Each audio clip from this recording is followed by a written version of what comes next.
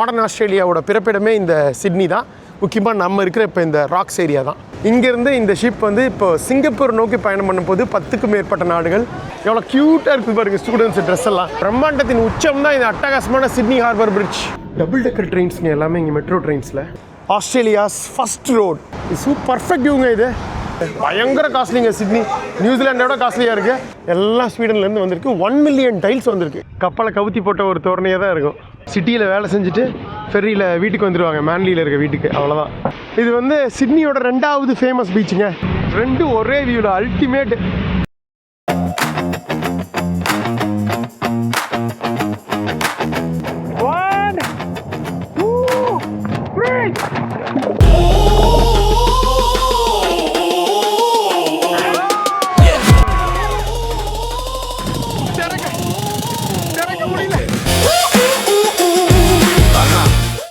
அழகா பால் குடிக்குது.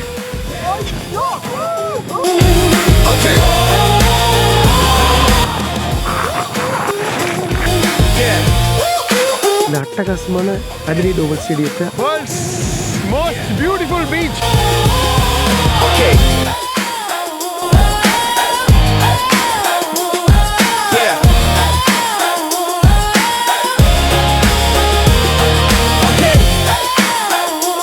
பார்க்கலாம், சாயங்காலம் பார்க்கலாம். பை. சரிங்க, வந்தாச்சு லெப்பிங்டன் மெட்ரோ ஸ்டேஷன். இப்போ வந்து நம்ம சிட்னியில் சவுத்தில் இருக்க ஃப்ரெண்டு வீட்டில் இருந்து அப்படியே வந்தாச்சு. மணி அடுத்த நாள் காலை 11. ஸோ இங்கேருந்து மெட்ரோ பிடிச்ச சிட்னியோட மெயின் இடமான சர்க்குலர் குவே போக போகிறோம். அங்கே இந்த ஆஸ்திரேலியாவோட பயணத்தை ஆரம்பிக்க போகிறோம். ஆஸ்திரேலியா பயணம்னு சொல்லும்போது முதல் பிரிட்டிஷர்ஸ் இங்கே வந்தாங்கல்ல ஒரு ஷிப்பில், அது வந்து இறங்கின இடம் தான் த ராக்ஸ். ஸோ ராக்ஸ்லேருந்து இந்த ஆஸ்திரேலியாவோட குட்டி ஸ்டோரி, இந்த நாட்டோட வரலாறை ரத்தின சுருக்கமாக பார்த்துட்டு அப்படியே ஒவ்வொரு இடமா எக்ஸ்ப்ளோர் பண்ணலாம். ஓகேங்களா? வணக்கம், நான் உங்கள் குமார். நம்ம இப்போ வேர்ல்ட் பட்ஜெட் டூர் சீசன் 15 இருக்கோம். அட்டகாசமான ஓஷியானியா அட்வென்ச்சரில் ஆஸ்திரேலியாவில் இருக்கோம். ஆஸ்திரேலியாவில் மிகப்பெரிய சிட்டியான சிட்னியில் இருக்கோம்.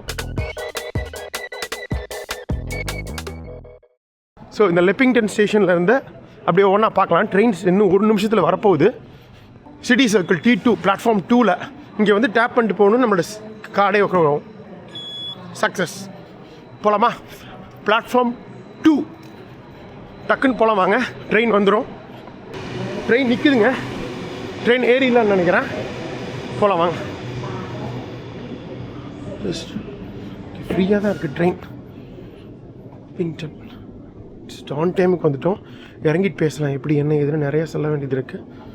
நியூசிலாண்டில் நம்ம ட்ரெயினே எடுக்கலைங்க, பார்த்துருப்பீங்க. எல்லாம் பஸ்ஸுலேயே ட்ராவல் பண்ணியிருப்போம். ஸோ நம்ம இப்படி போகிற மாதிரி உட்காரணும். மேலே தான் உட்காரணும் இல்லையே, கீழே கூட உட்காரலாமே. என்ன சொல்கிறீங்க? டபுள் டெக்கர் ட்ரெயின்ஸுங்க எல்லாமே இங்கே மெட்ரோ ட்ரெயின்ஸில். இன்னும் மோஸ்ட்லி எல்லாமே ஆப்போசிட்டில் இருக்கு. ஓகே, இப்படி கூட உட்காரலாம். என்ன பிரச்சனை? ஜாலியாக அப்படி வேடிக்கை பார்த்துட்டே போகலாம். சரி, இங்கேருந்து கரெக்டாக ஒரு நம்ம நல்ல அவுட்டரில் இருக்குங்க. ஆல்மோஸ்ட் ஒரு 40 கிலோமீட்ரு. அரவுண்ட் ஒரு 1.25 மணி நேரம் ட்ரெயினில். அரவுண்ட் ஒரு 12:15 to 12:20 தான் ரீச் ஆகும். இப்போ நல்ல அவுட்டரில் இருக்கும். ஃப்ரெண்டு வீடு இங்கே வந்து டென்ஹம் கோர்ட் அப்படிங்கிற ஒரு இடத்துல இருக்குது. அங்கேருந்து இருக்கிறதுலே பக்கத்து ஸ்டேஷன் தான் இப்போ நம்ம வந்து அந்த லெனிங்டன் ஸ்டேஷன். நல்லா தள்ளி இருக்காங்க. நம்ம ஆல்மோஸ்ட் சிட்டி சென்டர் பக்கத்தில் இருக்க ஹார்பர் பக்கத்தில் போக போகிறோம். அந்த சர்க்குலர் குவே. இந்த சர்க்குலர் குவே அப்படிங்கிறது தான் சிட்னியோட வந்து ஒரு முக்கியமான இது மெட்ரோ ஸ்டேஷன். அங்கே இறங்கினா எல்லா முக்கியமான டூரிஸ்ட் ஸ்பாட்ஸ் எல்லாமே நம்ம நடந்தே பார்த்தலான்னு வைங்களேன். இந்த மெட்ரோ, பஸ்ஸு, பப்ளிக் ஃபெர்ரி, இந்த மாதிரி பல்வேறு வகையான பப்ளிக் டிரான்ஸ்போர்ட்டேஷன் இருக்குது. இது எல்லாமே சில வருடங்களுக்கு முன்னாடி 2018 வந்திருந்த போதெல்லாம் இந்த ஓப்பல் கார்டு அப்படின்னு ஒரு கார்டு இருந்துச்சுங்க, சிட்டி கார்டு. ஸோ அதில் வந்து நம்ம வந்து பணத்தை வந்து நம்ம லோட் பண்ணிக்கணும். அதுக்கப்புறம் அதை வச்சு டேப் பண்ணிக்கலாம். பட் இப்போது என்ன பண்ணிட்டாங்க அப்படின்னா, ரீசெண்டாக ஒரு 2 to 3 இயர்ஸாக கம்ப்ளீட்டாக டிஜிட்டல் ஆக்கிட்டாங்க. ஃபாரினர்ஸ் வர்றவங்க அந்த ஓப்பல் கார்டெலாம் வாங்க தேவையில்லை. நீங்கள் வச்சுருக்கீங்களா இன்டர்நேஷ்னல் டெபிட் கார்டோ, கிரெடிட் கார்டோ, விசா, மாஸ்டர் கார்டு எது வேணாலும் இருக்கலாம். அது எல்லாமே செல்லுபடியாகும். நம்ம அந்த கிரைஸ்ட் சர்ச்சில் பார்த்தோம்ல அதே மாதிரி தான். நீங்கள் அழகாக டேப் பண்ணி காமிச்சேன். அதே மாதிரி டேப் பண்ணணும். வெளியில் போகும்போது டேப் அவுட் பண்ணணும். டேப் இன், டேப் அவுட். இன்னொன்று, இண்டிவிஜுவல் ஃபேர்ஸ் எனக்கு தெரிஞ்சு $3 to $4 இருக்கும்னு நினைக்கிறேன். ஆனால் பெஸ்ட் ஆப்ஷன் என்னென்னா, ஒரு நாளைக்கு மேக்ஸிமம் இந்த கேப்புன்னு சொல்லுவாங்கள்ல $20, 19.6 மண்டே டு ஃப்ரைடே இதே சாட்டர்டே சண்டே வீக்கெண்டோ இல்லை பப்ளிக் ஹாலிடேவோ இருந்தால் $10 தான் கேப். ஒரு ஆஸ்திரேலியன் டாலர் $65. ஸோ வந்து weekend Saturday Sunday public holidays $650. இல்லைனா இந்த மாதிரி வீக் டேஸ் வந்து இப்போ திங்கக்கிழமை வீக் டே வந்து $1300, $20, 19 20 வச்சுக்கலாமே. ஸோ இதுதான் மேக்ஸிமம். இதுங்க எத்தனை தடவை வேணாலும் இது பண்ணிக்கலாம். $20 தான் போகும். ஸோ உடனே பணம் போகாது. இன்றைக்கி நைட்டு நீங்கள் எத்தனை இது பண்ணிருக்கீங்க அப்படிங்கிறத வச்சு மேக்ஸிமம் கேப் 20 தாண்டிட்டிங்கனாலும் 20 தான். 20க்குள்ளே இருந்தீங்கன்னா எவ்வளோ பண்ணுறீங்க? இப்போ ஃபார் எக்ஸாம்பிள் 2 பயணம் தான் எடுக்கிறீங்க, 4 + 4 அப்படின்னா 8, அவ்வளோ மட்டும் தான் போகும் நைட்டு. 20 தாண்டிட்டீங்க அப்படின்னா 20 தான் போகும், மேக்ஸிமம் 20 தான். ஸோ இவ்வளோ தான். ஸோ உங்களோட கிரெடிட் டெபிட் கார்டை யூஸ் பண்ணிக்கலாம். தனியாலாம் கார்டு வாங்க தேவையில்லை, டிக்கெட்ஸும் எதுவும் வாங்க தேவையில்லை. எந்த ஸ்டேஷனில் வரையும் எங்கே வேணாலும் இறங்கலாம். டேப் இன் டேப் அவுட் அதை மட்டும் பண்ண மறந்துடாதீங்க. 1. 2வது ரொம்ப சிம்பிள், கார்டு மட்டும் இன்டர்நேஷ்னல் ட்ரான்சாக்ஷன் வந்து எனேபிள் பண்ணிட்டு வாங்க, அவ்வளோதாங்க. ஸோ சிட்னி பப்ளிக் டிரான்ஸ்போர்ட்டேஷன் ரொம்ப ஈஸி. நம்மளோட கிரெடிட் டெபிட் கார்டையே வந்து ஆனால் ஒரே கார்டு டேப் இன் பண்ணணும். ஒரு இடத்துல ஒரு கார்டு, இன்னொரு இடத்துல இன்னொரு கார்டு பண்ணிங்கன்னா அந்த கார்டுக்கு maximum $20 per day, 24 hours to 24 hours அதான். ஸோ இதுதான் கணக்கு. ஓகேவா? ஆஃபீஸ் ஹவர் காலையில் 7 to 9 போனீங்கன்னா ஃபுல் கூட்டமாக இருக்கும். 9 தாண்டிடுச்சு, ஒர்க் டைம் ஃப்ரீ ஆயிடுச்சு அப்படின்னா இப்போ இந்த மாதிரி தான் ஆளே இருக்காது. எவ்வளோ கூட்டமாக இருக்குன்னா டபுள் டெக்கர் வரைக்கும் போட்டிருப்பாங்க. எப்படி இதை நேவிகேஷன் கண்டுபிடிக்கிறது, எங்கே ஏறி எங்கே இறங்கணும், என்ன டைமிங்லாம் கூகுள் மேப்ஸ்லேயே இருக்குங்க. இப்போ நம்ம இருக்கிற இடத்துல இருக்க யுவர் லொக்கேஷன் போட்டு நீங்கள் அந்த என்ன பிளேஸ், ஃபார் எக்ஸாம்பிள் சர்க்கிள் போட்டிங்கன்னா எந்த ஸ்டேஷனில் எத்தனை மணிக்கு ட்ரெயின் முதல் கொண்டு எல்லா டீட்டெயில்ஸும் வந்துடும்.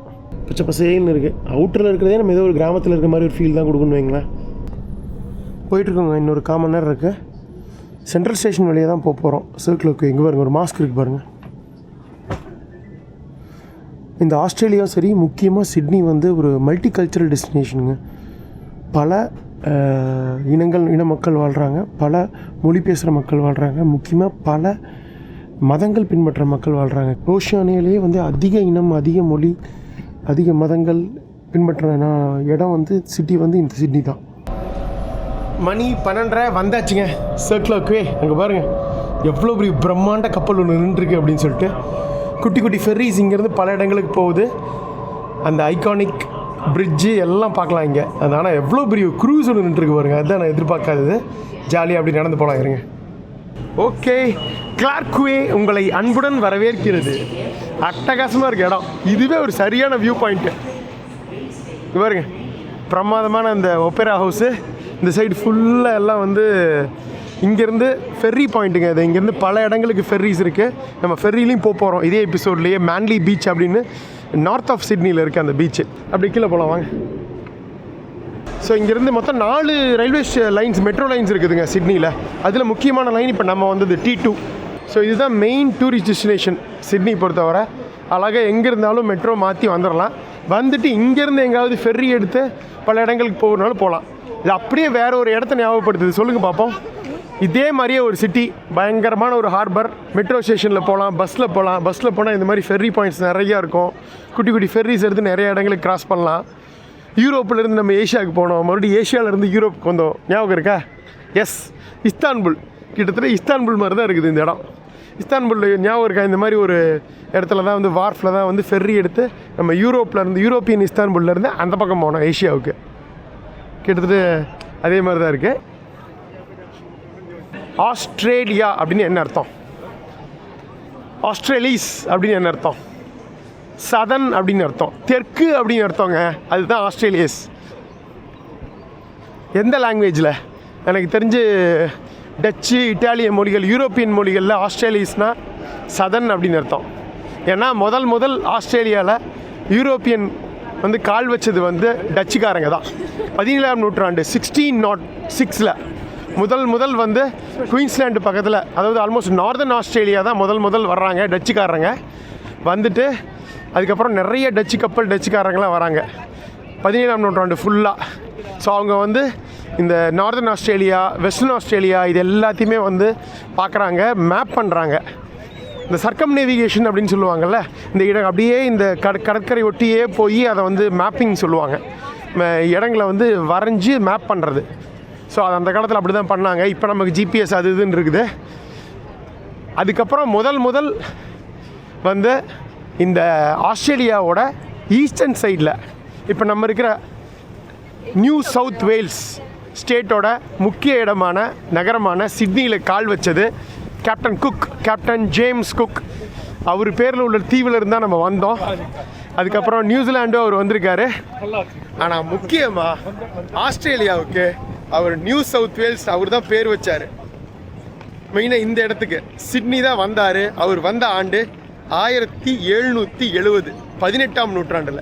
ஸோ அவர் வந்து கம்ப்ளீட்டாக இந்த ஆஸ்திரேலியாவோட ஈஸ்ட் கோஸ்ட் கிழக்கு கடற்கரை ஃபுல்லாக வந்து அவர் தான் வந்து பயணம் பண்ணி இதை வந்து மேப்பிங் பண்ணார்.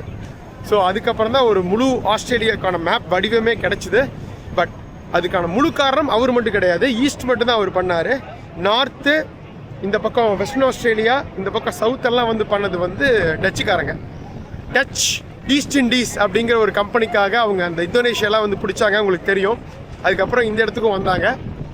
பட் ஆனால் அவங்க காலனி ஆக்கலை. முதல் காலனி ஆக்கினது பிரிட்டிஷ் தான். அதற்கு காரணமானவர் கேப்டன் ஜேம்ஸ் குக். அவர் வந்து இறங்கின இடம் தான் பாட்டனி பே. இங்கேருந்து ஒரு 30-40 கிலோமீட்டரில் இருக்குது.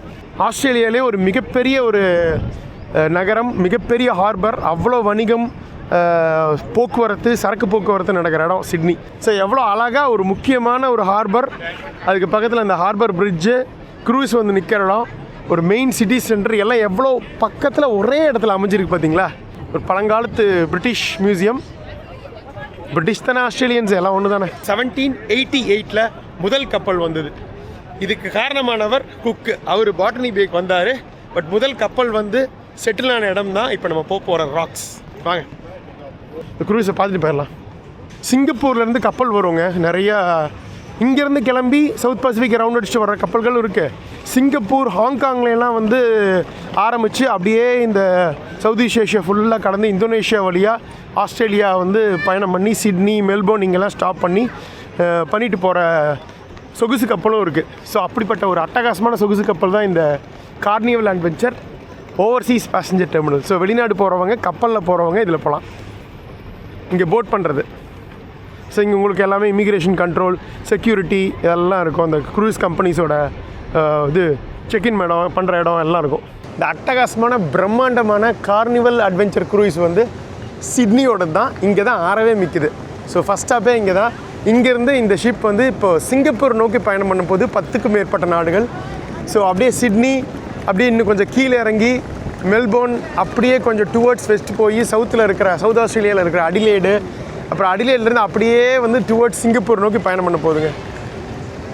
எனக்கு தெரிஞ்ச மேபி போகிற வழியில் இந்தோனேஷியாவில் ஏதாவது நிற்கலாம், பாலியில் கூட நிற்கலாம், உறுதியாக தெரில எனக்கு. ஃபைனலாக சிங்கப்பூர். 2600 பேர் பயணம் பண்ணலாம் கெஸ்ட்டு.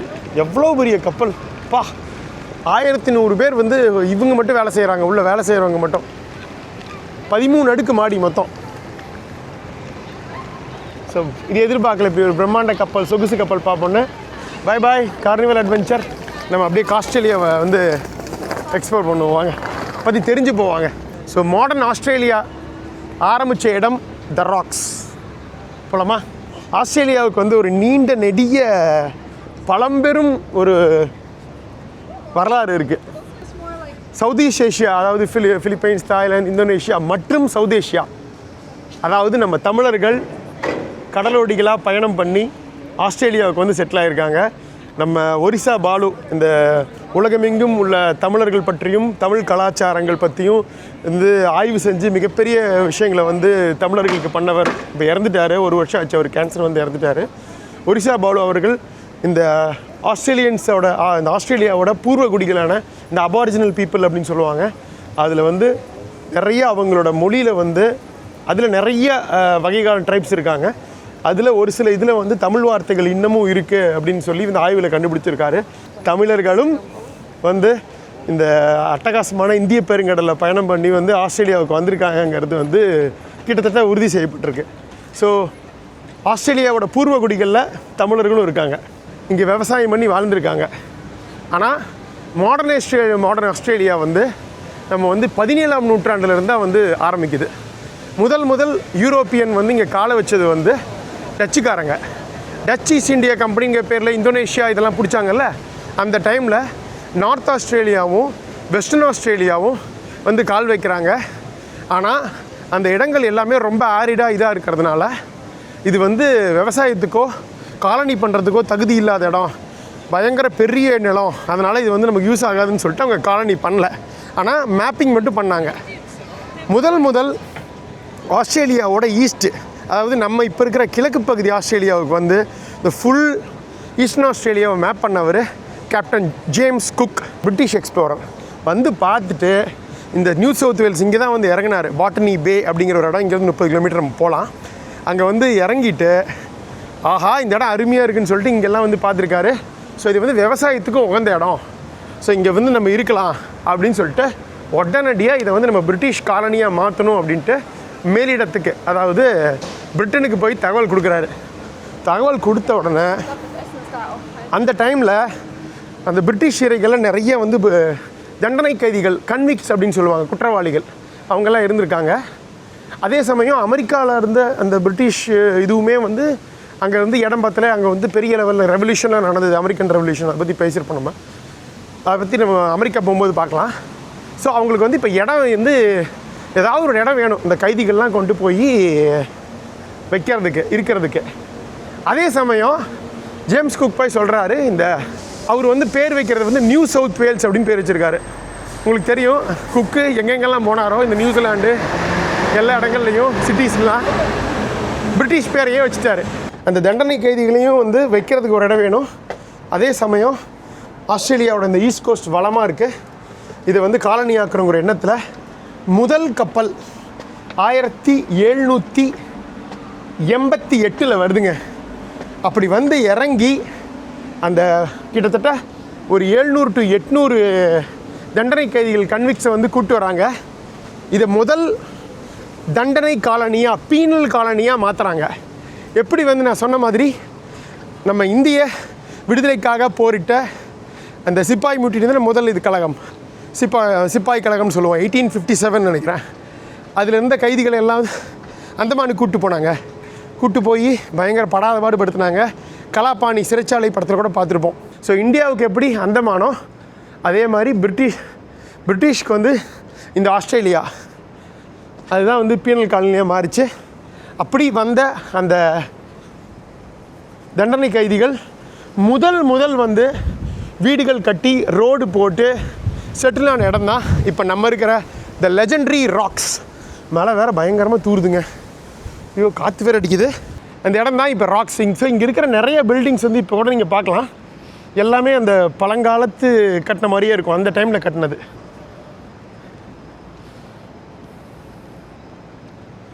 ஸோ இங்கே தான் வந்து இறங்கினாங்க. இந்த கப்பல் நிற்கிது பார்த்தீங்களா, இந்த கப்பல் நிற்கிற இடத்துல எவ்வளோ நல்லா ஒரு பெரிய ஒரு ஹார்பர் மாதிரி இருக்குது, அதனால் கப்பல் நிற்குது. இந்த இடத்துல தான் முதல் கப்பல் 1878 வந்து இறங்குதுங்க. இறங்கிட்டு இந்த ஏரியா ஃபுல்லாக ஆக்குபை பண்ணுறாங்க. எல்லாம் வந்து வீடுகள் கட்டுறாங்க, சும்மா சின்ன சின்ன வீடுகள் கட்டுறாங்க, ரோடு போடுறாங்க. அதே சமயம் அதுக்கு முன்னாடியே இங்கே இருக்கிற அபாரிஜினல் பீப்புள் ஆஸ்திரேலியாவோட பூர்வ குடியினர் வந்து எதிர்ப்பு தெரிவிக்கிறாங்க. ஸோ கொஞ்சம் கொஞ்சமாக இவங்களுக்குள்ள சண்டைகள் வருது. நிறைய அபாரிஜினல் பீப்புள் வந்து இறக்குறாங்க. முக்கியமாக எதனால் அப்படின்னா முதல் வந்தவர் வந்து நம்ம அபாரிஜின் பீப்புளோட வந்து நம்ம வந்து ஒன்றா சுமூகமாக இருக்கணும், அவங்களோட இணைந்து வந்து நம்ம வந்து விவசாயம் பண்ணுவோம், அவங்களையும் வந்து ஒழுங்காக பார்த்துக்கலாங்கிற மாதிரி தான் வந்து வர்றாங்க.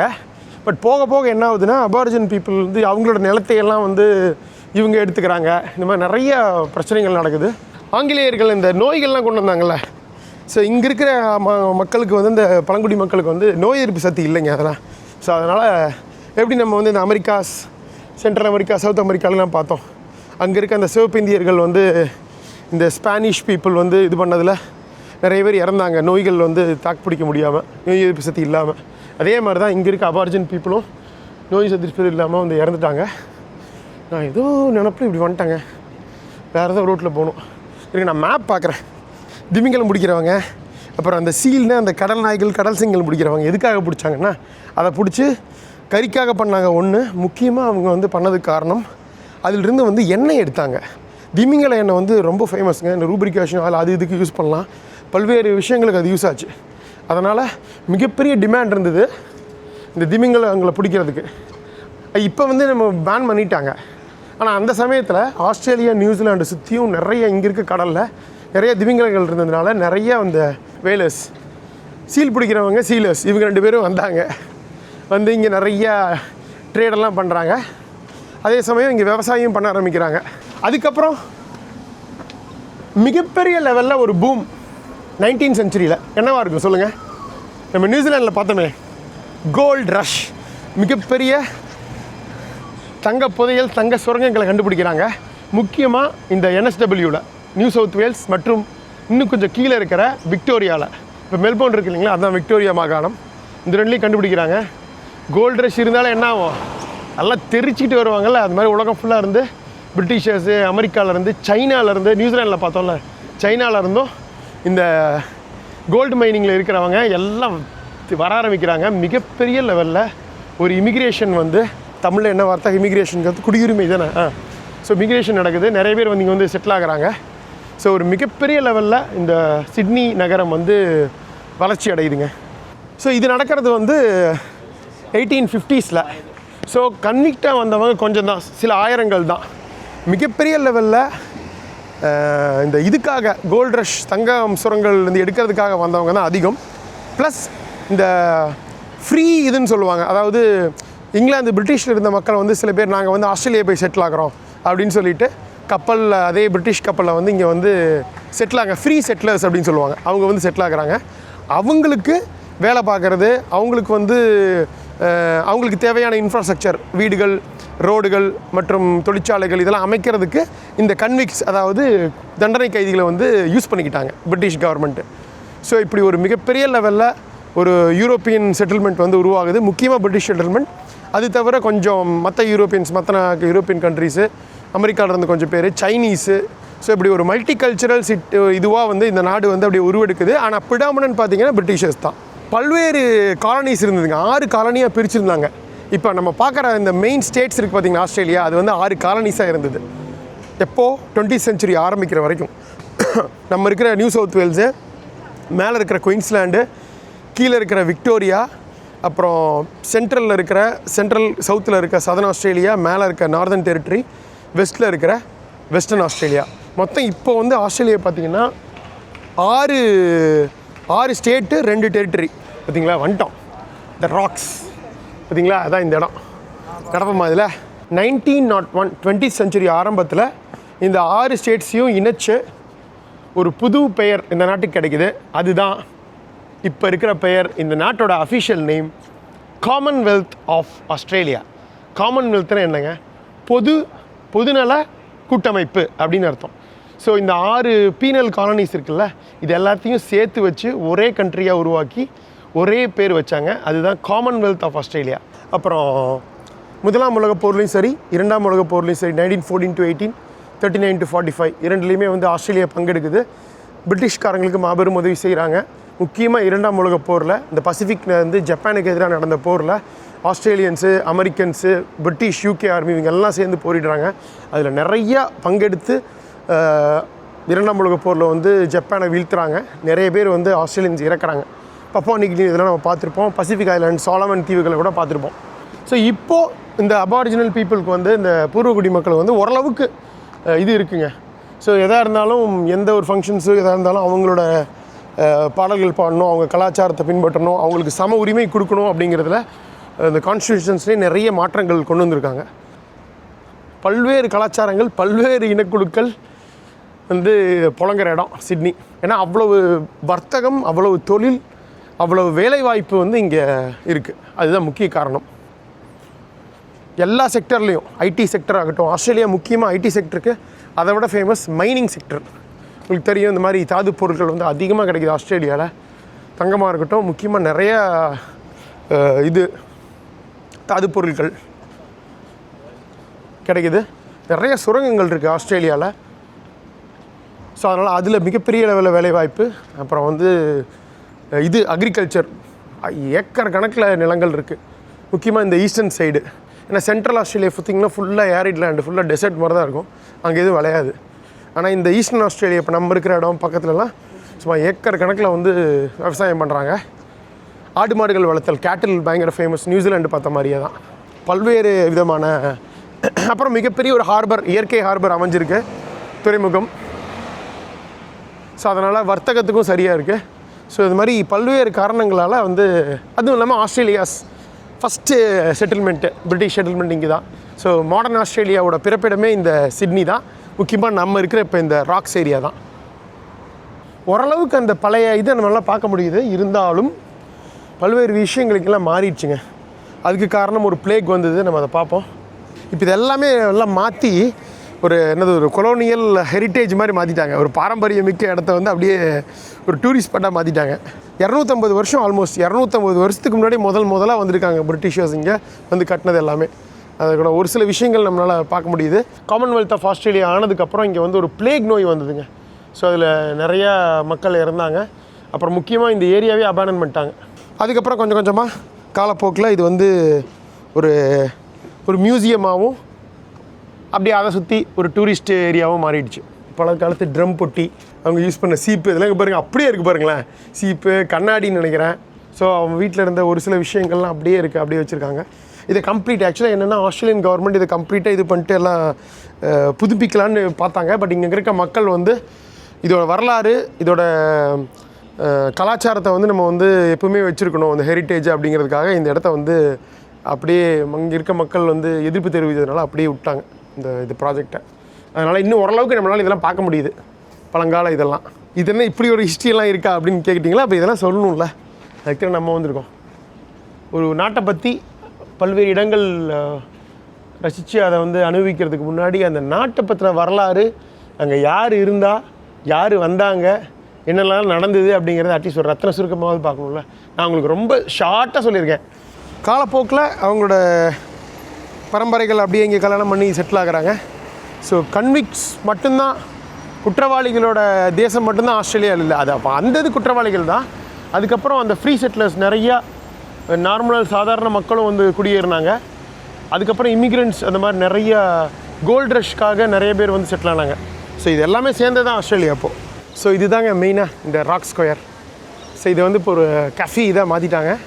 இங்கே ஒரு மியூசியம் இருக்குது, இந்த டிஸ்கவரி மியூசியம். ஃப்ரீ என்ட்ரிங்க, உள்ளே போய் பார்க்கலாம். நம்மளோட குடியரசு தினம் தான் ஆஸ்திரேலியாவோட நேஷ்னல் டே. அதுக்கு பேர் தான் ஆஸ்திரேலியா டே அப்படின்னே வச்சுட்டாங்க. வந்து இறங்கின நாள் அந்த ஹார்பர் இப்போ பார்த்துருப்போம், வந்து இடம் தான் இந்த ராக்ஸ் ஏரியா. அந்த நாள் தான் 26 ஜனவரி 1788. ஸோ அதனால தான் இன்னமும் வந்து ஆஸ்திரேலியா டேவாக கொண்டாடுறாங்க. முதல் பிரிட்டிஷர்ஸ் கப்பல் வந்த நாள் தான். ஸோ அது வந்து ஒரு நேஷ்னல் ஹாலிடே இந்த நாட்டுக்கு. ஃப்ரீ என்ட்ரி, போகலாம். எல்லாமே உலகம் ஃபுல்லாகவுமே மைக்ரேஷன் மூலியமாக தான் நடந்திருக்கு. ஸோ அதுக்கப்புறம் மாடர்ன் ஆஸ்திரேலியா நடந்தது 18th செஞ்சுரியில். சிட்னி பிஃபோர் யூரோப்பியன் செட்டில்மெண்ட் எப்படி இருந்தது பாருங்கள். ஃபுல்லாக எல்லாம் பூர்வகுடிகள், இந்த கடிகள் இன மக்கள் தான் வசித்து வந்தாங்க. பாருங்கள் சிட்னி, இது பசிபிக் பெருங்கடல். சிட்னி வந்து உள்ளே இருக்குது பாருங்கள், எவ்வளோ அழகாக அந்த இது வந்து நிலப்பரப்புக்குள்ளே வந்து கடல் உள்ளே பூந்து வந்திருக்கு அப்படின்னு சொல்லிட்டு. மிகப்பெரிய ஒரு இயற்கை ஹார்பர் ஃபார்ம் ஆகிருக்கு, துறைமுகம். Australia is an ancient constant that is still evolving today. Correct தான். இப்போ ஸ்டோன் ஏஜ் காலத்துலேயே வந்தாச்சு ஆஸ்திரேலியாவுக்குள்ள பூர்வகுடிகள். ஸோ அவங்க பயன்படுத்தின இதே தான் இருக்குது பாருங்கள், சிட்னி மைட் ஆயிஸ்டர்ஸ்.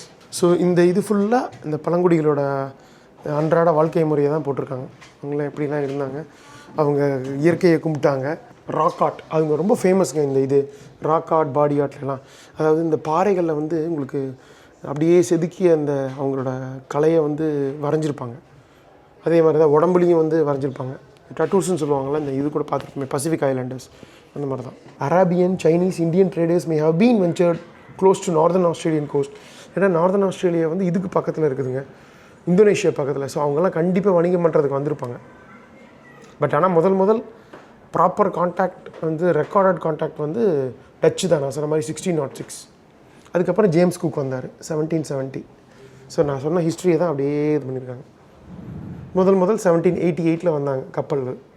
1000 கன்விக்ட்ஸ், 1000 பேர் வந்தாங்க சொன்னால. அதே தான் குண்டு இதில் யூஸ் பண்ணதா உலக போரில். பட் இந்த இடம் நம்ம பார்த்தோம்ல, இப்போ இந்த ராக்ஸு இது வந்து இங்கே அந்த கன்விக்ஸில் நிறைய ரஃபாக நடந்துக்கிட்டாங்க, குடிச்சிட்டு நிறைய க்ரைமெல்லாம் பண்ணாங்க. ஸோ அதுக்கப்புறம் தான் இப்போ காலப்போக்கில் கொஞ்சம் கொஞ்சமாக திருந்தி எல்லாம் நார்மலாச்சு. ராக்ஸ் எப்படி இருந்திருக்கு பாருங்கள், 1812 இப்படி இருந்திருக்கு. இப்படி இருந்த இடம் தான் இப்போ நம்ம பார்க்குற இடம். இப்படி ஃபேமாக இருக்குது பாருங்கள். அந்த ஆஸ்திரேலியாவோட நார்தன் மோஸ்ட் டிப் இருக்குது, அதுக்கும் பப்புவா நியூகினி, அதுக்கு மேலே பப்புவா நியூகினி நாடு நம்ம போனோம்ல, அதோட சதர்ன் மோஸ்ட் பாயிண்ட்டுக்கும் இடையில பார்த்தீங்கன்னா ஒரு 4-5 கிலோமீட்டர் தான் இருக்குது, ரொம்ப கம்மி. அதுக்கு இடையில குட்டி குட்டி தீவுகள் இருக்குது. அதுக்கு பேர் தான் வந்து டாரஸ் ஜலசந்தின்னு சொல்லுவாங்க, டாரஸ் ஸ்ட்ரெயிட். அப்படிப்பட்ட ஒரு ஸ்ட்ரெயிட் எப்படி இருந்தால் அந்த ஸ்ட்ரெயிட் தான் நம்ம குக் ஸ்ட்ரெயிட் பார்த்துருப்போம். நார்த் அண்ட் சவுத் ஐலாண்ட்ஸ்க்கு இடையில வெளியே வந்தாச்சு. அப்படியே போகலாம். ஒரு சின்ன ஹிஸ்ட்ரி நம்ம ஆல்ரெடி பார்த்ததை படங்கள் மூலியமாக அப்படி லைட்டாக பார்த்தாச்சு. 2 வகையான பூர்வ குடியினர் இருக்காங்க. 50,000 வருஷத்துக்கு முன்னாடி வந்த அபாரிஜினல் பீப்புள், அது வந்து ஏஷியாவிலேருந்து வந்தவங்க, சவுத் ஈஸ்ட் ஏஷியாலையும் சவுத் ஏஷியா, அதாவது இந்தியா இதிலிருந்து ஸ்ரீலங்காவிலேருந்து வந்தவங்க. கொஞ்சம் ரீசெண்டாக 2500 வருஷத்துக்கு முன்னாடி பப்புவா நியூகினியிலேருந்து வந்த மெலனீஷியன் மக்கள் வந்து இந்த 2க்கும் இடையில இருக்கிற அந்த தீவுகளில் செட்டில் ஆனாங்க. டாரஸ் ஜலசந்தியில் இருக்க தீவுகள், அவங்க வந்து டாரஸ் ஐலாண்டர்ஸ்ன்னு சொல்கிறாங்க. ஸோ 2 வகையான இது இருக்காங்க.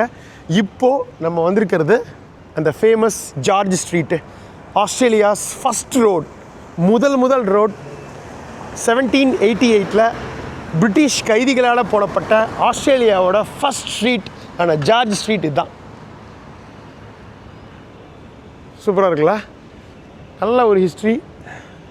எல்லாத்தையும் ஓரளவுக்கு அப்படியே ரத்தன சுருக்கமாக பார்த்துட்டோம். அப்படியே நம்ம வந்து இந்த ஹார்பர் பிரிட்ஜை நோக்கி போவோமா, இப்படி நடந்து நம்ம மேலே போக முடியும். அந்த ரோட்டில் போவோம். நடக்கிறது பாருங்க, ஹார்பர் பிரிட்ஜ் ஸ்டார்ஸ் மேலே தான் இருக்குது. கரெக்டான இடத்துக்கு தான் வந்து இருக்கிறோம். 1932 வந்து ஆல்மோஸ்ட் ஒரு 90 வருஷம் மேலே ஆச்சு கட்டியிருக்காங்க. 1/2 கிலோமீட்டருங்க பிரிட்ஜு டோட்டல் லென்த்து. இது எதை கனெக்ட் பண்ணுதுன்னா, இந்த பக்கம் வந்து சிட்னியோட சிபிடி சிட்டி சென்டரு, அந்த பக்கம் நார்த் ஷோரு, இந்த 2ஐயும் கனெக்ட் பண்ணுறதுக்கு தான் இந்த அட்டகாசமான பிரிட்ஜை கட்டியிருக்காங்க. இதில் ரெயிலு, ரோடு, நடக்கிறதுக்கு, சைக்கிளிஸ்ட்டுக்கு எல்லாத்துக்குமே தனித்தனி பாதை இருக்குது. அந்த நடக்கிறது மட்டும் இல்லாமல் ஒரு மிகப்பெரிய ஒரு ஆர்ச் மாதிரி கட்டியிருக்காங்க இல்லைங்க, ஸ்டீல் ஆர்ச்சு. அதில் வந்து நம்ம வந்து மேலே டாப் வரைக்கும் போய் ஒரு முழு 360 டிகிரி இந்த சிட்னியை வந்து நம்ம பார்க்க முடியும். ஸோ அதுக்கு வந்து நம்ம கைடட் வாக்கு தான் அலோடு. பாருங்கள், பிரிட்ஜ் கிளைம் சிட்னி, இந்த கம்பெனி தான், இவங்க தான் வந்து இது பண்ணுறாங்க. ஸோ இங்கே உள்ள வந்து நம்ம புக் பண்ணணும், டைம் ஸ்லாட் மாதிரி இருக்கும், புக் பண்ணணும். பட் ரொம்ப எக்ஸ்பென்சிவ்ங்க, $200 $300 மேலே அரவுண்டு. ஸோ ரொம்ப காஸ்ட்லி. அதனால் நம்ம அதை பண்ணல. பட் ஆனால் இந்த ரோட்டில் நடக்கலாம். அந்த ஸ்டீல் ஆர்ச்சுக்கு மேலே ஏறுறதுக்கு தான் வந்து நம்ம காசு கொடுக்கணும். அதில் பிரிட்ஜில் நடக்கிறதுக்கு காசு தேவையில்லை. ஹார்பர் பிரிட்ஜ் ஸ்டார்ஸ் இங்கே இருக்குது, போகலாம். வந்தாச்சுங்க பிரிட்ஜ் என்ட்ரன்ஸ்க்கு. எவ்வளோ அழகாக தெளிவாக போட்டிருக்காங்க. நம்ம இங்கே தானே வந்தோம், இதை பார்த்துட்டு நம்ம அதுக்குள்ளே போனோம். ஞாபகம் இருக்கா? வந்து ஹிஸ்ட்ரி பேசிகிட்டே வரும்போது இதுக்கு ஆப்போசிட்டில் தான் வந்து அங்கே நின்றுட்டு இருந்தேன் நான். அதுக்கப்புறம் இப்படி போனேன், இப்படி நடந்தேன், இப்படி இறங்கினேன். ஆனால் இதை பார்க்கல பார்த்தீங்களா? இங்கே தான் நம்ம போகிறோம். இந்த பிரிட்ஜ் ஸ்டார்ஸ் போகலாமா? வாங்க. 1932 கட்டி முடித்தாங்க இந்த பிரிட்ஜு. 8 வருஷம் மாபெரும் உழைப்பில் தான் இது நடந்தது. ஆக்சுவலி இதில் நடக்கணும்னு நினைக்கிறவங்க டூரிஸ்ட் தாங்க மோஸ்ட்லி. ஏன்னா இது வந்து டிரான்ஸ்போர்ட்டுக்கு யூஸ் பண்ணுறவங்கலாம் காரு, இல்லைன்னா வந்து ட்ரெயின், அந்த பஸ்ஸு, அதில் போவாங்க. நம்மளை மாதிரி டூரிஸ்ட் தான் இதில் நடக்கிறதே நமக்கு ஒரு ஜாலியான அனுபவங்கிறதுக்காக நடக்கிறது. வாக்வே இதில்ங்க, நான் ஆப்போசிட் சைடில் வந்துட்டேன்னா என்னன்னு தெரியலையே. இங்கே வந்தால் கரெக்டுங்க, இப்படி ஏறுறதுக்கு பதிலாக இதுதான் வாக்வே. நான் இதில் போயிட்டேன், இது வந்து சைக்கிள் வே. இப்படி போகணும் வாங்க. சே, ஒழுங்காக பார்க்காம, பட் இருந்தாலும் ஓகே, அதையும் உங்களுக்கு காட்டின மாதிரி ஆச்சு. ஸோ தனித்தனியாக போட்டிருக்காங்க பாருங்கள். சைக்கிள் ஓட்டுறவங்களுக்கு தனி, அந்த குட்டி எலக்ட்ரிக் ஸ்கூட்டர் மாதிரி அவங்களுக்கும் சைக்கிளுக்கும் தனி, நமக்கு தனி, நடக்கிறவங்களுக்கு பெடஸ்ட்ரியன்ஸுக்கு. வந்தாச்சு சிட்னி ஹார்பர் பிரிட்ஜ். இந்த பக்கம் கஹில் வாக். இதில் தான் போகணும்னு நினைக்கிறேன். This way. Oh, what is that one? The Cahill walk. Oh, this one only. Okay, thank you. பாரு, கப்பல், கார்னிவல் கப்பல் நிற்கிது. வியூ கொஞ்சம் தூரம் போகணும். வந்தாச்சுங்க நடப்பாதையில். இங்கே பாருங்கள், இந்த பக்கம் ரோடு போட்டிருக்காங்க. ட்ரெயினும் இருக்குது, அதாவது மெட்ரோ ட்ரெயின்ஸ்க்கும் வழி இருக்குது, இந்த மாதிரி ஆட்டோமொபைல்ஸ்க்கும் வழி இருக்குது, கார்ஸ் இதுக்கெல்லாம். சைக்கிளிஸ்ட்டு அந்த பக்கம், நடக்கிறது இந்த பக்கம். எவ்வளோ அழகாக பண்ணி வச்சுருக்காங்க பாருங்கள். மொத்தம் 6 லேனு. வந்தாச்சுங்க இந்த அட்டகாசமான ஐகானிக் சிட்னி ஹார்பர் பிரிட்ஜில் நம்ம நடந்துகிட்ருக்குறோம். பயங்கர சந்தோஷமாக இருக்குது எனக்கு.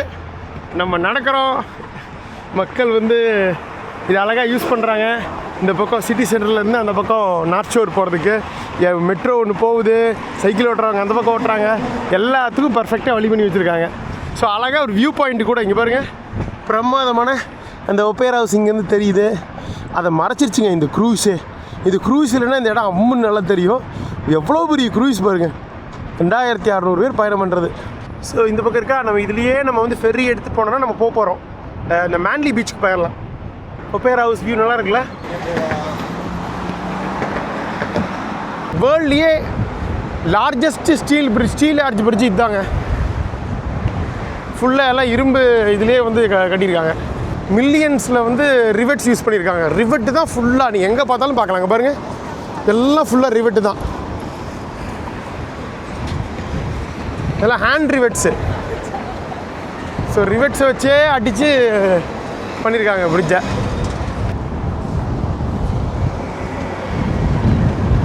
செம்ம காத்தடிக்குது.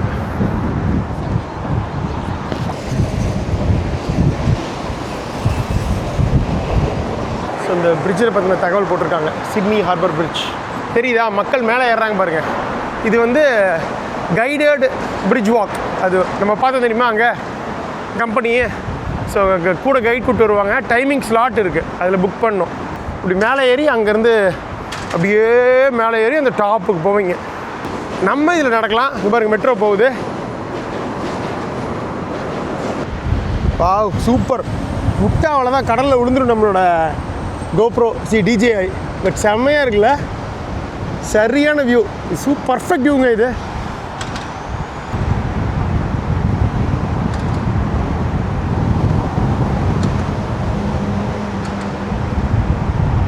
பர்ஃபெக்ட். ஐயோ, மழை செமையாக வருதுப்பா. இது தூரல் நீங்கள் பாருங்கள், நிற்கவே மாட்டேங்குதுங்க. ஒரு 1/2 மணி நேரம் நல்லா பேஞ்சிருந்தாலும் பரவாயில்ல, தூரிக்கிட்டே இருக்குது மதியத்துலேருந்து. அதுக்காகலாம் நம்ம நிற்க முடியாது, நம்ம வேலையை பார்த்துட்டே இருக்க வேண்டியதுதான். ஃபுல்லாக எல்லாம் ரிவெட்ஸ் நீங்கள் பார்க்க முடியும். இங்கே பாருங்கள், எத்தனை ரிவெட்ஸ் பாருங்கள். அந்த மாதிரி ஃபுல்லாக ரிவெட்ஸ் தான். மில்லியன் ரிவெட்ஸ் யூஸ் பண்ணியிருக்காங்க இது பண்ணுறதுக்கு, கனெக்ட் பண்ணுறதுக்கு. எப்படி கனெக்ட் பண்ணியிருக்காங்க பாருங்கள். பா, பிரம்மாண்டத்தின் உச்சம் தான் இந்த அட்டகாசமான சிட்னி ஹார்பர் பிரிட்ஜ். ஸோ அதில் நடந்துக்கிட்டே குமார் காட்டுறது எனக்கு ஒரு பயங்கர சந்தோஷம். அவ்வளோதாங்க, ஆல்மோஸ்ட் 1/2 கிலோமீட்டர் நடந்து மேலே ஏறி இருந்தால் காசு, நம்ம கீழே நடந்து வந்துட்டோம். வந்தாச்சு, முடிவுக்கு வந்துட்டோம், பிரிட்ஜ் முடிவில். ஸோ இதுதான் கரெக்டாக வந்து 1/2 கிலோமீட்ரு. இவர் இந்த பக்கம் இருக்கிறது வந்து நார்த் ஷோர், அந்த பக்கம் இருக்கிறது CBD. இது ரெண்டையும் கனெக்ட் தான் வந்து இந்த பிரிட்ஜை வச்சு பண்ணியிருக்காங்க. இது இல்லாததுக்கு முன்னாடி எனக்கு தெரிஞ்ச போட்டில் தான் வந்துட்டு போயிருப்பாங்கன்னு நினைக்கிறேன். ஆல்மோஸ்ட் இந்த எண்டுக்கு வந்துட்டோம்.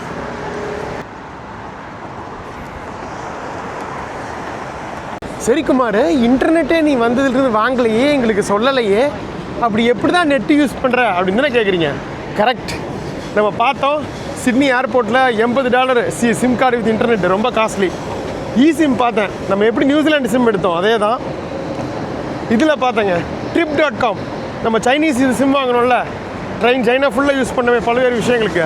நியூசிலாண்டு சிம்மும் அதில் தான் எடுத்தேன், ஆஸ்திரேலியன் சிம்மும் சிம்மும் அதில் தான் எடுத்தேன். எவ்வளோ தெரியுங்களா? சொன்னால் நம்ப மாட்டீங்க, நம்ம 20 நாள் இருக்க போகிறோம்.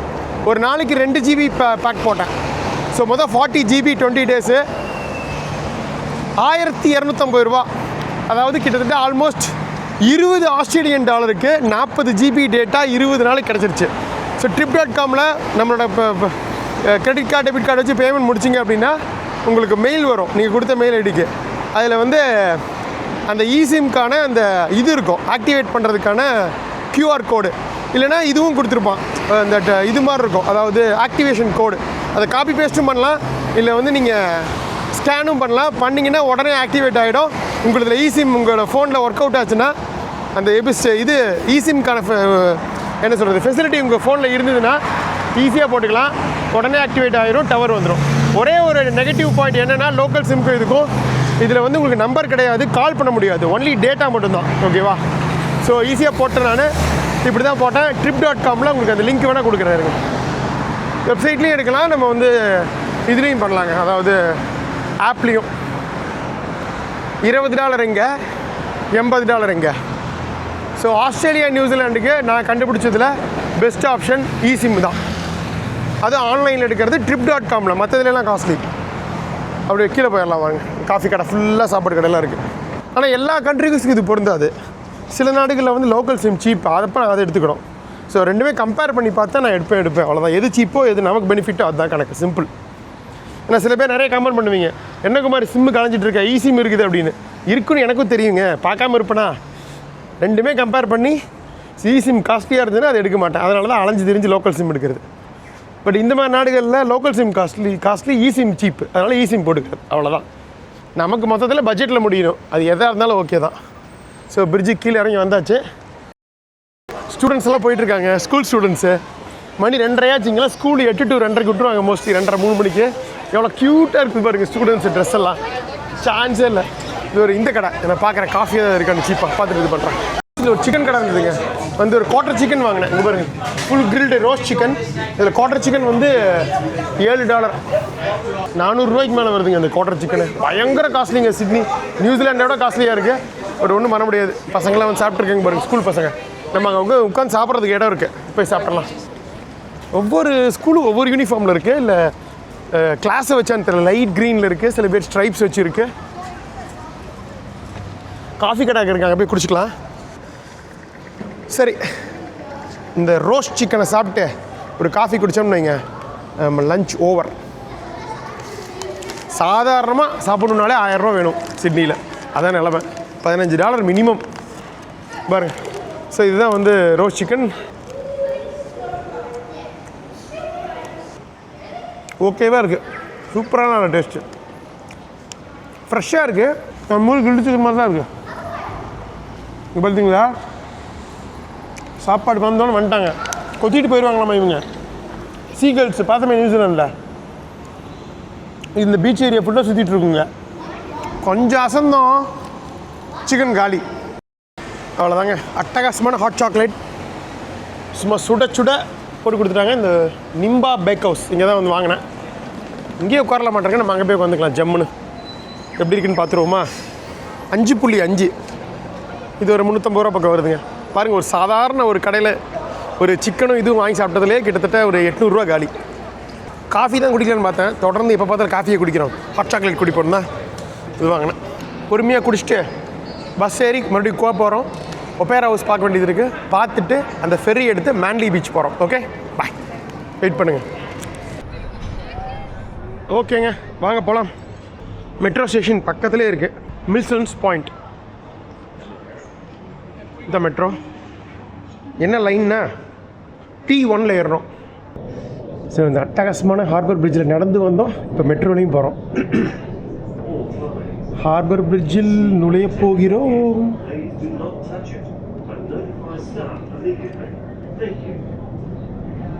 அவ்வளோதான். ஸோ அந்த பக்கம் ரோட் லைனு, கார்லாம் போகுது. அந்த பக்கம் நம்ம நடந்து போனோம் அந்த வளைவுக்குள்ளே. அப்புறம் காரு, அப்புறம் ட்ரெயினுக்கு தனி. அதுக்கப்புறம் இந்த பக்கம் இருக்குது பார்த்தீங்களா, இந்த கூண்டு மாதிரி இருக்குல்ல, இந்த கூண்டில் சைக்கிளில் போகலாம். ஸோ மொத்தம் 1 2 3 4 ட்ராக்கு பர்ஃபெக்டாக போட்டிருக்காங்க. இன்னொரு ட்ரெயின் வருது பாருங்க.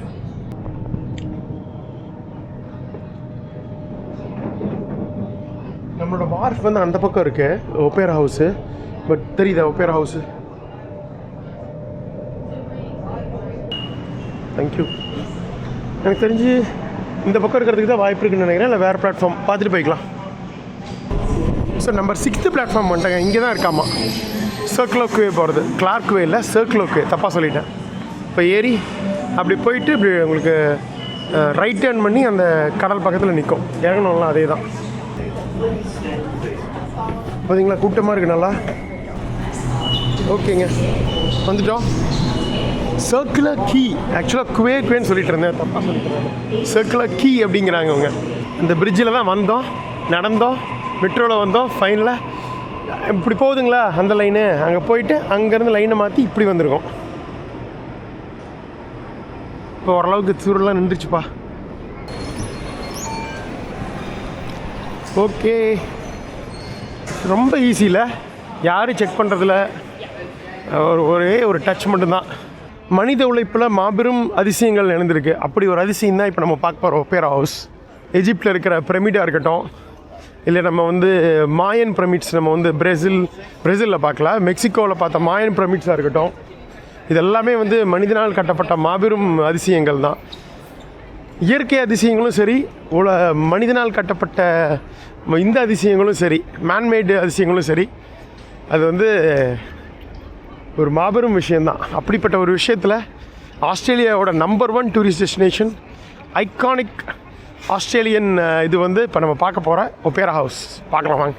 இது ஃபஸ்ட் எபிசோட்லேயே லைட்டாக பார்த்துருப்பீங்க நைட்டில் இருந்ததை. பட் பெருசாக நான் எக்ஸ்பிளைன் பண்ணலை. தூரிக்கிட்டே இருக்குதுங்க, சுத்தமாக வெளிச்சம் இல்லை. அட்ஜஸ்ட் பண்ணிக்கங்க, சுத்தமாக வெளிச்சம் இல்லை இன்றைக்கி, அதனால் சுமாராக தான் இருக்கும் கிளாரிட்டி. அட்ஜஸ்ட் பண்ணிக்கங்க. வந்தாச்சுங்க. இது கட்டுறதுக்கு 14 வருஷம் ஆச்சு. அதை 4 வருஷம் கட்டினாங்க, இது 14 வருஷம். ஒரு மாபெரும் ப்ராஜெக்டு. ஜான் உஸ்னர் தான் வந்து இதை டிசைன் பண்ணியிருக்காரு. இதை வந்து இந்த லோக்கல் லாட்ரி இது இருக்கும் இல்லைங்க, அவங்க தான் ஃபண்ட் பண்ணியிருக்காங்க. சிட்னி லாட்ரி இது $7 மில்லியன் ஆரம்பித்த ப்ராஜெக்ட்டு 15 மடங்கு ஜாஸ்தியாகி $100 மில்லியன் முடிஞ்சுது. 1973 தான் முதல் முறையாக முடிச்சு ஓப்பன் பண்ணாங்க. அப்படி என்ன ஸ்பெஷல் இந்த சிட்னி ஒபேரா ஹவுஸில்? இதோட டிசைன் தான் இதோட ஸ்பெஷாலிட்டியே. இப்படி ஒரு டிசைன் வந்து நீங்கள் எங்கேயுமே இந்த மாதிரி ஒரு டிசைன் பார்த்துருக்க முடியாது. அப்படி ஒரு வித்தியாசமாக பண்ணும் அப்படிங்கிறதுக்காக தான் வந்து இதை பண்ணியிருக்காங்க. இது எதுக்காக அப்படின்னா, உள்ளுக்குள்ளே நிறைய ரூம்ஸ் இருக்குது. அப்புறம் வந்து நிறைய இந்த கச்சேரிகள், இந்த கான்சர்ட்டு, ஷோஸ்லாம் நடத்துவாங்கள்ல, அது எல்லாமே உள்ளே தான் நடத்துவாங்க. இது வந்து உலகத்திலே ஒரு பயங்கரமான ஒரு ஆர்ட் சென்டர் அப்படின்னு வைங்களேன். கலை மற்றும் இந்த பாடல்கள், கான்சர்ட்டு, கலை நிகழ்ச்சிகள் இதெல்லாமே வந்து ரொம்ப ஹை ப்ரொஃபைல் நிகழ்ச்சிகள்லாம் நடக்கிற இடம். அதுவும் இல்லாமல் ஸ்கூல் ஃபங்க்ஷன்ஸ்லாம் கூட இங்கே நடத்துகிறாங்க. இந்த ஷெல் இருக்குல்ல, கடல் இது ஷெல்லு, அதே மாதிரியே இருக்கும் உங்களுக்கு. அதே டைப்லேயே டிசைன் பண்ணியிருப்பாங்க. பட் ஆனால் ஃபுல்லாக எல்லாம் கான்க்ரீட்டில் கட்டி மேலே வந்து டைல்ஸால் மூடியிருக்காங்க. இது டைல்ஸ் எல்லாமே ஸ்வீடன் இருக்கு இல்லைங்க, ஸ்வீடன் நாடு, ஸ்காண்டனேவியா, அங்கேருந்து கொண்டு வந்திருக்காங்க. ஆல்மோஸ்ட் எல்லாமே ஒரு மாதிரி உங்களுக்கு ஒயிட் அண்டு சந்தன கலரில் இருக்கும் டைல்ஸு. எல்லாம் ஸ்வீடன்லேருந்து வந்திருக்கு. 1 மில்லியன் டைல்ஸ் வந்திருக்கு. இதை வந்து கம்ப்ளீட்டாக வந்து இந்த ஸ்ட்ரக்சரை வந்து கவர் பண்ணுறதுக்கு டைல்ஸால். ஆஸ்திரேலியன் கொடி பறக்குது. இந்த ஆஸ்திரேலியன் கொடி, நியூசிலாண்டு கொடி எல்லாமே வந்து பிரிட்டிஷ் கொடி தாங்க வச்சுருப்பாங்க. லைட்டாக அதாவது சின்ன சின்ன சேஞ்ச் தான் இருக்கும். நீங்கள் பாருங்கள், ஃப்ளாகு நான் உங்களுக்கு காமிக்கிறேன், சைடில் போடுறேன். ஃப்ளாகில் பார்த்திங்கன்னா 6 ஸ்டார்ஸ் இருக்கும். அந்த 6 ஸ்டார்ஸ் என்ன குடிக்குதுன்னா, மற்றபடி அப்படியே உங்களுக்கு பிரிட்டிஷ் ஃப்ளாக்கும் இதுக்கும் பெரிய டிஃப்ரென்ஸ் இல்லை. இதில் 6 ஸ்டார் எக்ஸ்ட்ரா இருக்கும். அந்த 6 ஸ்டாருமே இந்த 6 பீனல் காலனிஸ், 6 ஸ்டேட் இருக்கு இல்லைங்க, அதை குறிக்குது. எக்ஸ்ட்ரா ஒரு ஸ்டார் அதுக்கப்புறம் தான் ஆட் பண்ணியிருக்காங்க. அது வந்து அந்த பிஎன்ஜி இவங்க எடுத்துக்கிட்டாங்க தெரியுமா. அதுக்கப்புறம் தான் வந்து பப்புவா நியூ கினி வந்து ஆஸ்திரேலியாவிலேருந்து உங்களுக்கு இதாச்சு, இண்டிபெண்ட் ஆச்சு 1975 நினைக்கிறேன், 70s.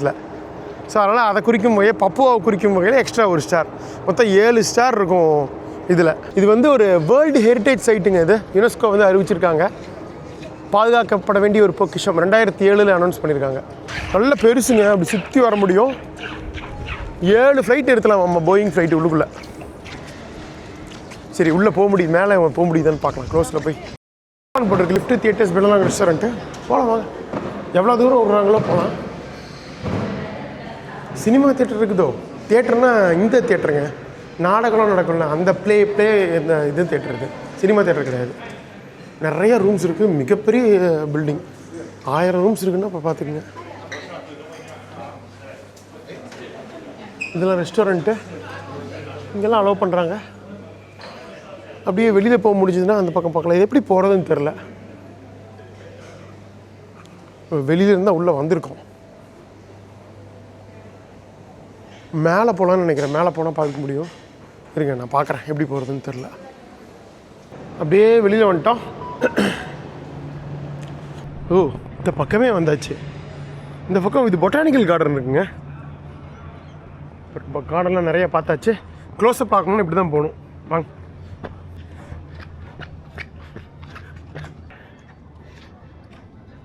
மூவாயிரத்துக்கும் மேற்பட்ட நிகழ்ச்சிகள் நடக்குங்க. நிறைய ரூம்ஸ் இருக்குதுன்னு சொன்னல.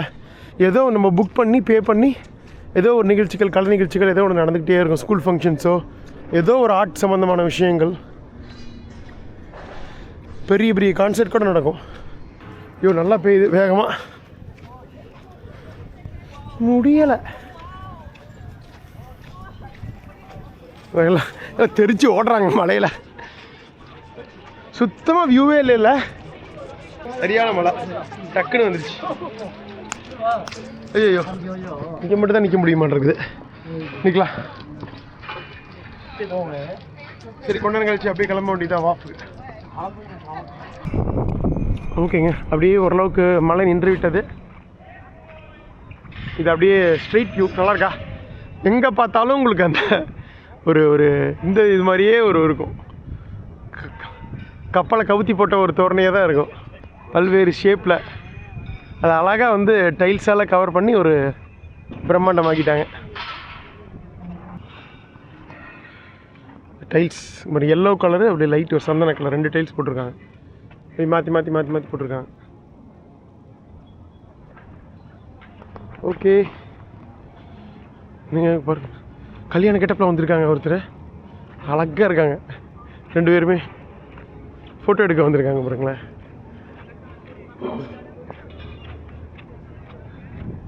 இங்கே 2 நாள் முன்னாடி ஒரு இது நடந்தது தெரியுமா? வெளியில் கான்சர்ட்டு அதெல்லாம் எடுத்துட்டாங்க பாருங்கள். Perfect shot. ஓகேங்க, வந்தாச்சு வாஃப்க்கு. 5 மணிக்கு ஒன்று இருக்குது, 5:10க்கு ஒன்று இருக்குது. 6ஆம் நம்பர்லேருந்து 5 மணிக்கு, 3ஆம் நம்பர்லேருந்து 5:10க்கு மேன்லிக்கு போயிடும். மேன்லி இன்னும் 14 மினிட்ஸ் இருக்குது. ஸோ இது எல்லாமே வந்து பப்ளிக் டிரான்ஸ்போர்ட்டேஷன் கணக்கில் வந்துடும். தனி டிக்கெட் தேவையில்லை. ஸோ அதனால் ஒரே கார்டு யூஸ் பண்ணுங்கள். மொத்தமாகவே $1300 $20 எடுத்துருவாங்க நைட்டு. அவ்வளோதாங்க, ஓப்பன் பண்ணிட்டாங்க. ஃபைட் அண்ட் சர்வீஸு கரெக்டாக 10 நிமிஷம் முன்னாடி ஓப்பன் பண்ணுறாங்க. 22 நிமிஷம் பயணம். பெருசாக கூட்டம் இல்லை. தனக்கு பீக் டைம் தான். ஆஃபீஸ் முடிஞ்சு டெய்லி இதை மெட்ரோ மாதிரி யூஸ் பண்ணுறவங்களாம் இருக்காங்க, மேன்லி ஏரியாவில் இருக்கவங்க. ஸோ இது ஜஸ்ட் ஒரு டூரிஸ்ட்டுக்காக இல்லை, இது மெயினாக வந்து உங்களுக்கு டெய்லி மேன்லி அந்த ஏரியா சப்பப் போகிற பயணிகளுக்காக. நம்ம கீழேயும் ஜாலியாக உட்காரலாம், மேலே போயும் உட்காரலாம், என்ன வேணால் பண்ணலாம். பெரிய ஃபெரி, ஆனால் கூட்டம் கம்மியாக தான் இருக்குது, ஒன்றும் பிரச்சனை இல்லை. அவ்வளோதாங்க, 5:10 கிளம்பியாச்சு. அப்படியே வெளியில் போகலாம் வாங்க. அப்படியே ஜாலியாக. நான் கூட ரொம்ப நேரம் இருக்குன்னு நினச்சேன். 20 மினிட்ஸ் தான், டப்புன்னு போயிடலாம். எடுத்துட்டாங்க பாருங்க வாஃப்லேருந்து. சீரியஸாக எனக்கு அப்படியே இஸ்தான்புல் ஞாபகம் தாங்க வருது. எப்படி செம்மையாக இருக்குல்ல? மழை நல்லா நின்றுச்சு ஓரளவுக்கு. 5:10 கிளார்க்வே ரயில்வே ஸ்டேஷன். எப்படி வியூ சூப்பராக இருக்கா? சிட்னியோட சிபிடி வியூ இந்த அட்டகாசமான கடலில் இருந்து எல்லா ஏரியா பக்கமும் இருந்து வளைச்சி எடுத்துட்டோம். அட்டகாசமான சிட்னி ஒப்பேரா ஹவுஸ். யாரோ ஒருத்தர் இன்ஸ்டாகிராமுக்கு ரீல் எடுத்துகிட்டு இருக்காரு நினைக்கிறேன். சைட் வியூ தான் ரொம்ப அழகாக இருக்குது. இந்த டோட்டல் ஓவரால் ஸ்ட்ரக்சரோட அந்த யூனிக்கான டிசைனே எடுத்து கொடுக்குது பாருங்க. வேகம் எடுக்கிறாங்க பாருங்கள். எப்படி ஒரு 30 கிலோமீட்டர் ஸ்பீடில் போவாங்க நினைக்கிறேன். எப்படி நல்லா இருக்கா? பிரிட்ஜு க்ளோஸ்அப்பில் இந்த பக்கம் பார்க்குறோம். அப்படியே திருப்பினா குமாரோட இந்த பிரமாதமான opera house super view. So ஒரே திருப்பில் எல்லாத்தையும் பார்த்துட முடியும். ஹார்பர் பிரிட்ஜ், பேக்ட்ராப்பில் சிட்டி, அப்படியே இந்த பக்கம் வந்தீங்கன்னா பிரமாதமான ஒப்பேரா ஹவுஸ். சூப்பரா ஓரளவு 30 கிலோமீட்டர் ஸ்பீடில் போகுதுங்க.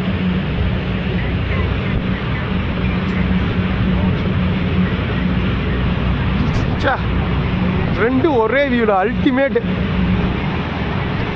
2 ஐகான்ஸ். 3வது ஐக்கான உங்க குமார் கூட வந்தேன். ரெண்டுமே தெரியுதா? எல்லாமே தெரியுது. இந்த பக்கம் சிட்டி, அப்பேரா ஹவுஸு, பிரிட்ஜு, இது கார்டன்ஸு. இந்த பக்கம் பாருங்க இராணுவ கப்பல்னு நினைக்கிறேங்க. இது எல்லாமே தெரியுது. ஆஸ்திரேலியாவோட ஆர்மி கப்பலுங்க. நேவி கப்பல். இங்கே தான் உங்களுக்கு இது ஹார்பர் பாருங்க. எல்லாம் நிற்கிறது இருக்கு பாருங்க. சரக்கு கப்பல், நேவி எல்லாமே இருக்கு இங்கே. ஸோ இது எல்லாமே இந்த ஒரு ஃபெரி எடுத்தால் பார்த்துடலாம் சூப்பராக. சென்டரில் ஒரு குட்டி இது மாதிரி இருக்கு. கலங்கரை விளக்க மாட்டேன்.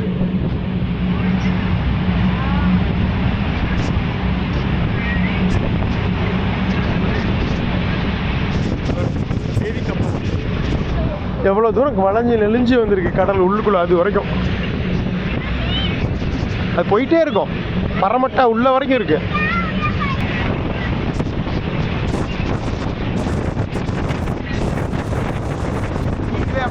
வெயிலில் பயணம் பண்ணாமல்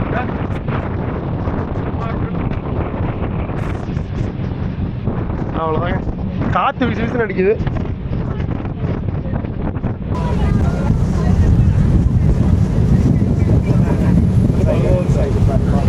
ஓகே, சூப்பராக இருக்குது. அப்படியே வெயில் வர்றதுக்கு அதுக்கும் நல்லா இருக்குப்பா. ஃப்ரண்ட்டில் போகலாமா? அலோவ் பண்ணுவாங்களான்னு தெரில, பார்க்கலாம் வாங்க. அலோவ் பண்ணுவாங்க. பா என்ன காற்று. ஃப்ரண்ட்டு இதுவும் சூப்பராக இருக்குது. இந்த பயணமும் இது இந்த பக்கம் வரலாம், இப்படி பார்த்துட்டு போகலாம். ஜாலியாக வேடிக்கை பார்க்குறது நல்லா இருக்கா?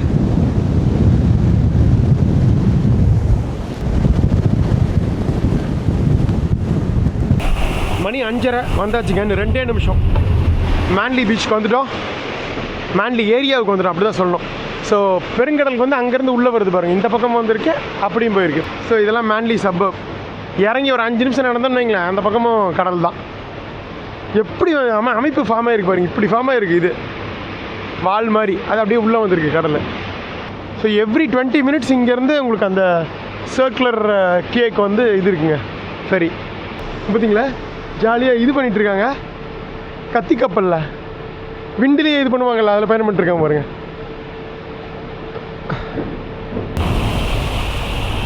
அவ்வளோதான், வந்துட்டாங்க. வெளியே போக வேண்டி தான். எல்லாம் வேலைக்கு போகிறவங்க தான் நிறைய பேர் சிட்டியில் வேலை செஞ்சுட்டு ஃபெர்ரியில் வீட்டுக்கு வந்துடுவாங்க, மேன்லியில் இருக்க வீட்டுக்கு. அவ்வளோதான். நமக்கு தான் இது ஒரு பயங்கர விஷயமாக தெரியுது. அவங்களாம் டெய்லி வந்துட்டு போகிறவங்க பாருங்க. எல்லாம் ஆஃபீஸ் முடிச்சுட்டு போகிறாங்க பாருங்கள். வெளியே வந்துட்டாங்க. மேன்லி வாஃப், ஃபெரி டெர்மினலுக்குலாம் வாஃப்னு வச்சுருக்காங்க. அப்படியே எனக்கு இஸ்தான்புல் மாதிரி தாங்க இருக்குது. இதே மாதிரி தான் வெளியில் வந்திருப்போம். வெளியில் வந்து இங்கே ஃபுல்லாக எல்லாம் கடையாக இருந்திருக்கும். சாப்பிட்டு முடிச்சுட்டு மறுபடியும் இன்னொரு ஃபெரி எடுத்து நம்மளோட ஏரியாவுக்கு போயிருந்திருப்போம். இதில் போகணும் பீச்சுக்கு. அங்கே இருக்குது செகண்ட் வேர்ல்டு வார் மானுமெண்ட்டுங்க. செகண்ட் வேர்ல்டு வார் மற்றும் ஃபஸ்ட் வேர்ல்டு வாரில் இறந்தவங்களோட பேரெல்லாம் போட்டிருக்காங்க. நம்ம குக் ஐலாண்ட்ஸில் கூட பார்த்தோம்ல, நியூசிலாண்டில் கூட பார்த்துருப்போம். பாருங்கள், இதெல்லாம் வந்து பிரிட்டிஷ்க்கு இப்போ யூகேவோட இதுக்கு போய் வந்து ஆஸ்திரேலியன் சோல்ஜர்ஸ் போரிட்டாங்க 1914 to 1918. அது ஃபஸ்ட் வேர்ல்டு வார். இது வந்து செகண்ட் வேர்ல்டு வார் 39 to 45. அதில் இறந்தவங்க நிறைய நம்ம பார்த்துருப்பீங்க. ஆஸ்திரேலியன் சோல்ஜர்ஸ் வந்து அலைடு சார்பாக பப்பா நியூகினி, இந்த சாலமன் தீவுகள் எல்லாம் வந்து ஜப்பானுக்கு எதிராக போரிட்டு இறந்தாங்க 2ஆம் உலகப் போரில். ஸோ அவங்களோட இதெல்லாம் போட்டிருக்காங்க. ஸோ 2ஆம் உலகப் போர் இறந்த ஆஸ்திரேலியன் மக்களுக்காக நினைவஞ்சலி. மணி 5:45ங்க. அட்டகாசமாக வந்தாச்சு. இந்த சிட்னியோட ரொம்ப பிரசித்தி பெற்ற இந்த மேன்லி பீச். மீண்டும் குக் தீவுகளுக்கு அப்புறம் பசிபிக் பெருங்கடலுக்கு வந்துட்டோம். அந்த பீச் பக்கத்தில் ஏகப்பட்ட தென்னை மரம் பார்த்தோம். இங்கே பாருங்கள், பீச் பக்கத்தில் இந்த பைன் ட்ரீஸ் மாதிரி இருக்குது பாருங்களேன், வித்தியாசமாக. இங்கெல்லாம் தென்னை மரம் வளராது, ஏன்னா உங்களுக்கு நல்லா கீழே தள்ளி இருக்கும். குளிர்காலத்துலலாம் கிட்டத்தட்ட 5 டிகிரி 0 வரைக்கும் போகும் ஆல்மோஸ்ட் சில டைமில். நம்ம அடுத்து போகிற கெய்ன்ஸ் இருக்குல்லங்க, அது வந்து டிராபிக்கல் கிளைமேட் தான். அங்கே வேணால் நம்ம வந்து பீச்சஸ் ஒட்டியே நம்ம இதெல்லாம் பார்க்கலாம். தென்னை மரம்லாம் வித்தியாசமாக இருக்குல்ல. இந்த மாதிரி பீச்சை இந்த ஹில் ஸ்டேஷன்லாம் இருக்கும்ல, அந்த மாதிரி பைன் ட்ரீஸு. இந்த பக்கம் அட்டகாசமான பசிபிக் பெருங்கடல். ஆஸ்திரேலியன்ஸ்க்கு கடல் அப்படின்னா சும்மா அப்படியே பயங்கரமாக அலையோடு இருக்கணும். அதில் வந்து சந்தோஷமாக வந்து இந்த அலைச்சறுக்கு பண்ணும் சர்ஃபிங். ஆஸ்திரேலியன்ஸுக்கு ரொம்ப ரொம்ப பிடிச்ச ஒரு கடல் விளையாட்டு இந்த சர்ஃப் பண்ணுறதுங்க. பாருங்க, இந்த முக்கியமாக சிட்னி, மெல்போர்ன் எல்லா இடத்துலையுமே நல்ல அலைகள் வரும். ஸோ சர்ஃப் பண்ணுறதுக்கு சூப்பராக இருக்கும். நீங்கள் எங்கே பார்த்தீங்கன்னாலும் ஒரு யாரோ ஒருத்தர் சர்ஃப் பண்ணுறது நீங்கள் பார்த்துட்டே இருக்கலாம். ஆஸ்திரேலியன்ஸு உலகத்தில் எங்கெங்கெல்லாம் வந்து அலைகள் ரொம்ப பயங்கரமாக வருமோ அங்கே போய் இது வந்து இந்த அட்வென்ச்சர் ஆக்டிவிட்டி பண்ணுறது ரொம்ப விரும்புவாங்க. முக்கியமாக world's most greatest surfing destination எது தெரியுங்களா? எனக்கு, உங்களுக்கு எல்லாருக்கும் தெரிஞ்ச, எனக்கு ரொம்ப பிடிச்ச இந்தோனேஷியா. இந்தோனேஷியாவில் சுமத்ராவில் மென்டவாய் தீவுன்னு ஒன்று இருக்குங்க, தீவு கூட்டம். அங்கே வந்து சர்ஃபிங் பயங்கர ஃபேமஸ். முக்கியமாக ஜூன், ஜூலை, ஆகஸ்ட் மாதம் 3 மாதம் அலைகள் சும்மா இந்த லெவலுக்கு வந்து இப்படின்னு வரும். பயங்கர அலைகள் இதாக இருக்கும். அதில் வந்து இந்த சர்ஃபிங் வந்து பயங்கர அட்வென்ச்சராக இருக்கும். ஸோ நிறைய ஆஸ்திரேலியன்ஸு, நியூசிலாண்டர்ஸ்லாம் வந்து அந்த ஜூன், ஜூலை, ஆகஸ்ட் இங்கே வின்ட்ரு அங்கே வந்துடுவாங்க மென்டவாய் தீவுகளுக்கு. கண்டிப்பாக நம்ம போகிறோம் மென்டவாய் தீவுகள் சர்ஃபிங்காக இல்லை, முக்கியமாக மென்டவாய் ட்ரைப்ஸ் பார்க்குறதுக்காக. இன்னும் தமிழில் வராத ட்ரைப்ஸ் நீ யாரும் அதை பற்றி பெருசாக பேசலாம். எனக்கு ரொம்ப நாளாக ஆசை, தள்ளி போயிட்டே இருக்குது. கண்டிப்பாக ஏதோ ஒரு சீசனில் வந்து நம்ம சுமத்ரா பண்ணும்போது பிரமாதமான இதை பண்ணிடலாம். இது வந்து சிட்னியோட 2வது ஃபேமஸ் பீச்சுங்க. அப்போ ஃபஸ்ட்டு என்ன உங்களுக்கு தெரிஞ்சிருக்கும்னு நினைக்கிறேன், போண்டி பீச். போண்டி பீச் தான் பயங்கர ஃபேமஸ்ஸு, ரொம்ப பெரிய பீச்சு. நாளைக்கு போவோம்னு நினைக்கிறேன். அப்புறம் பாருங்கள், அடுத்த எபிசோட்லேயே அதுக்கு அடுத்த எபிசோட்லேயே வரும். இந்த பார்த்திங்கன்னா நம்ம வந்து கிழக்கு பகுதியில் இருக்கோங்க. ஸோ சன்செட் வந்து அந்த பக்கம். சின்ன பசங்களுக்கெல்லாம் குழந்தையிலேயே இங்கெல்லாம் ஸ்விம்மிங் கற்றுக் கொடுத்துருவாங்க. இந்த மாதிரி சர்ஃபிங்லாம் குழந்தைகளே பண்ணிகிட்ருக்கோம். சீகல்ஸ் நிறைய இருக்குது பாருங்கள். சதர்ன் ஓஷன் கீழே வர இது நீங்கள் இதில் பார்த்துருக்க முடியாது. குக் ஐலாண்ட்ஸில் ஈக்வட்டாரில் இருக்காது. இதுக்கு கூலான பிளேஸில் தான் இருக்கும். ஆஸ்திரேலியா, நியூசிலாண்டு, சவுத் ஆஃப்ரிக்காவுக்கு கீழே சதர்ன் ஓஷன் பக்கத்தில் நிறைய இதை நீங்கள் பார்க்க முடியும். சீகல்ஸ் எத்தனை பார்த்தா நியூசிலாண்டில் கூட்டமாக நின்றுருக்கு பாருங்க. பக்கத்தில் போனால் அப்படியே மூவ் ஆகுங்க.